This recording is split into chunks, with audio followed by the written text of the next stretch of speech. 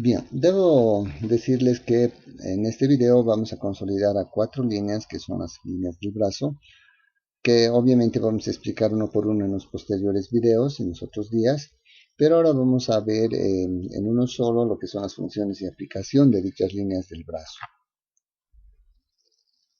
Para ello tenemos que ver primero que existen 2 líneas anteriores y 2 líneas posteriores. Fíjense en las relaciones que van a tener estas líneas con el mismo cuerpo, sobre todo con el tronco. Vamos a ver que existe una línea anterior profunda del brazo y una línea anterior superficial del brazo. Aquí tenemos la línea anterior superficial, fíjense cómo va, y acá tenemos una línea anterior profunda.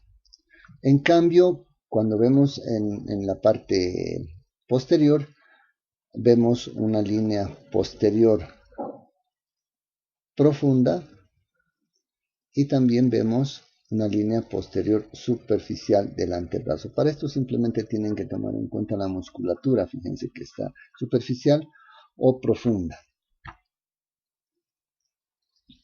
Estas líneas son muy importantes en cuanto al manejo del brazo mismo, porque van a vincular en realidad a todas las demás líneas también por la forma de contacto que tienen con ellas. Y obviamente el brazo en realidad tiene más parte sobre el movimiento que sobre la estabilidad como tal. Se dice que el miembro inferior tiene más función de estabilidad, en cambio el miembro superior tiene más función de movimiento. Pero de todas maneras, igualmente tiene sus dos fases las líneas del brazo, tanto en la parte postural como en la parte de movimiento, en cuanto a las funciones. Y como les decía, el miembro superior sacrifica estabilidad por movilidad, lo que quiere decir es que a pesar de esto tenemos una función de estabilidad, sí, en las diferentes actividades cotidianas. Por ejemplo, acá vemos que un brazo aquí está haciendo una cosa, en cambio aquí el otro miembro superior está realizando otra acción. Pero para esto tenemos que tener una función de equilibrio, de estabilidad de estas líneas que van a actuar en forma separada, inclusive para poder trabajar y realizar este tipo de estabilidad. Igualmente, también ya en actividades de tipo complejas, por ejemplo, acá como en colgarse de los brazos, por ejemplo, tiene que ver mucho con la función postural, con la estabilidad de estas líneas miofaciales del brazo. Ni qué decir cuando vemos lo que es la función de movimiento como tal, puesto que en esto nos podemos referir a que el miembro superior tiene como movimientos alejar las cosas, como acá vemos, del cuerpo, arrojar, alejar, o también recogerlas, por un lado.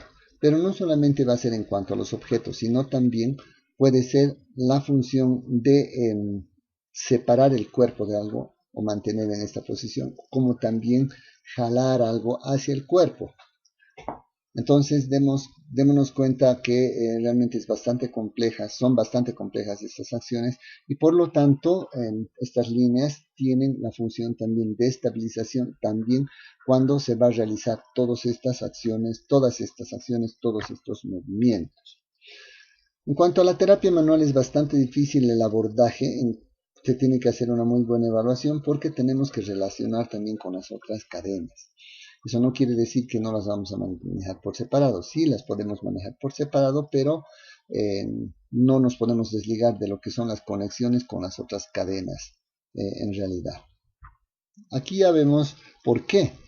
En cuanto a lo que son patrones de compensación, por ejemplo, en este tipo de abordaje, podemos ver que en lo que es relacionado al hombro como tal, podemos ver diferentes tipos de simetría y posiciones, como son anteposición del hombro, la retroposición, hombro ascendido, hombro descendido o también rotado, que cuando hay una rotación de hombro también puede haber una afección de las otras estructuras, sobre todo las tendinosas.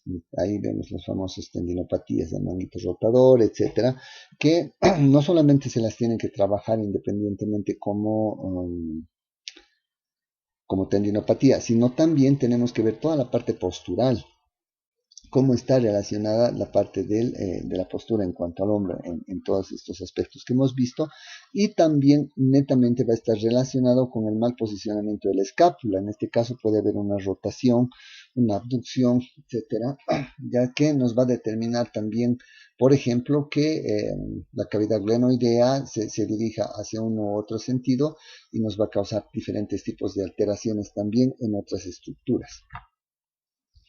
A la vez, podemos ver que esto va a incidir también en todo el sistema miofacial a través de los famosos puntos gatillo.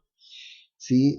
Cuando hay una afección del hombro, por ejemplo, como tal, o del cinturón escapular, generalmente se va a ir a hacer más grande este aspecto, se va a ir a generalizar y puede tomar puntos gatillo, por ejemplo, como ustedes pueden ver acá, diferentes puntos gatillo, e inclusive alteraciones tanto en carpo, como es el síndrome de túnel carpiano, que no necesariamente solamente se relaciona con la parte esta misma del carpo, sino que está relacionada en sí con todo el miembro superior, inclusive desde el cuello. También podemos ver alteraciones en codo y obviamente que pueden haber también alteraciones en el hombro mismo como producto de la disfunción de estas líneas.